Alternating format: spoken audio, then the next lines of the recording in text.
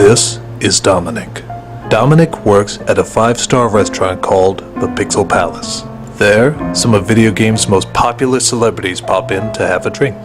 Sometimes they share stories and even secrets. Because as we all know, what the bartender hears is confidential, isn't it?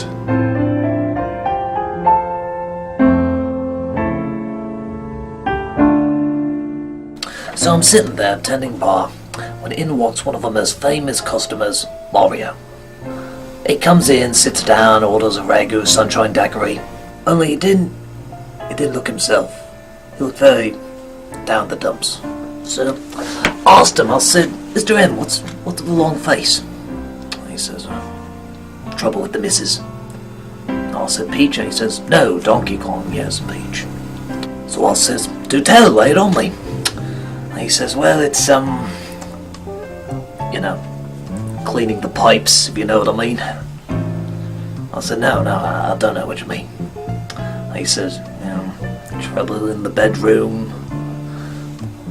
I says, you have problem plumbing in the bedroom? You have a waterbed or something? And he says, sex, I'm talking about sex. I go, oh, yes, on the nose. So, I'll ask him, I'll say, oh, you got a problem getting a one-up? He says, hey. I'll say, Nail and the Hammer Brothers. He goes, huh? I'll say, hitting the warp zone. And he goes, hey, and I say, Daffy, bastard, I'm talking about an erection. And he goes, oh, no, I got special fungus for that. Eat it, you grow like 10 times your size, so, there's no problem with that. Yeah, after that, we decided to lay off the innuendos, and just they weren't coming across and seemed a bit childish. So I ask him, I says, well, what's the problem then? He says, I told you, the missus. I'm like, oh, yeah, so what's in this thing?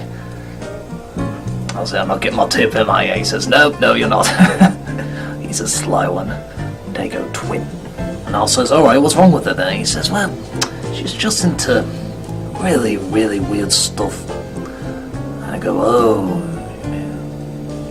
you like midgets or something? And he goes, no, God, no, half a kingdom is mushroom midgets. I mean, she doesn't want any of that. I mean, like, really, really out there stuff. And I'm like, what, scheisse or something? And he goes, no, God, that's bleeding disgusting. And I'll say, like what then? And he says, well, like chains and collars and whips, dressing up like dragons. I go, oh, wait a minute. Dressing up like dragons? Well, it's kind of a long story, he says, but bottom line, she's been kidnapped like umpteen bajillion times, and after a while, she began to enjoy it. Like, really get into it. And I says, what do you mean? And he says, what do I mean? I mean Super Mario Brothers Stockholm Syndrome, that's what I mean. At first it starts off very simple, like saying mean things very nastily, like, your kingdom is mine, no one can hear you scream, Mario's never gonna save you, which is odd seeing how I'm freaking Mario. I mean, who am I saving her from then, myself? He told me he started to lose it when she started requesting the cage. I mean, I'm into all sorts of weird stuff, he says, but this is just flat out poste majour. So she wants to be trussed up in a cage while I dress up like a dragon. That's borderline bestiality. And then she wants me to breathe fire? You serious?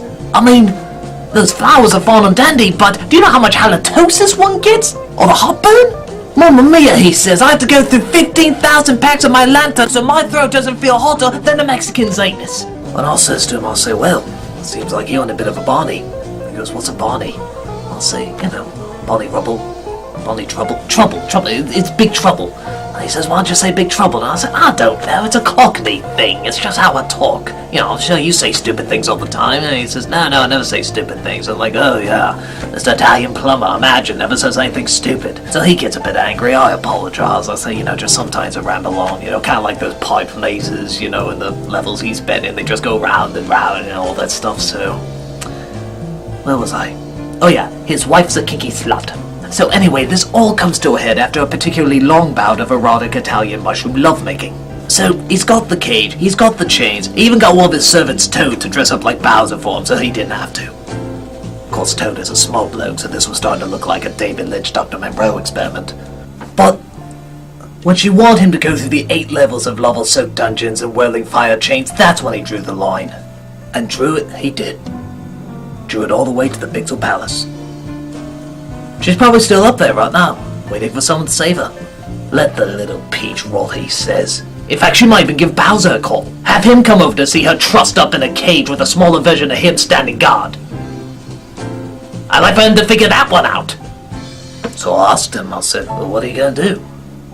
Well, he says, I'm going to have 5 more ragu daiquiris. I'm just going to let nature take its course. He had his drinks, walked out. It's the last I ever saw of him. Hopefully. You see a lot of strange things at the Pixel Palace. You see a lot of strange things as a bartender. So, I'll see a lot of strange things as a bartender at the Pixel Palace. And that ain't no lie. Swear to it.